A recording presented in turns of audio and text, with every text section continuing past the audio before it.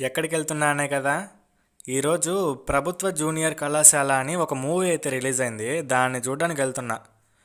And ఈ చాక్లెట్ని ఎంతమంది ఇష్టంగా తింటారో కామెంట్ చేయండి. అండ్ ఈ మూవీ గురించి వస్తే, మూవీ థియేటర్ లోపలికి వెళ్ళిన తర్వాత అబ్బబ్బో మీరే చూడండి, ఖాళీగా ఉంది, ఎవ్వరూ అయితే లేరు.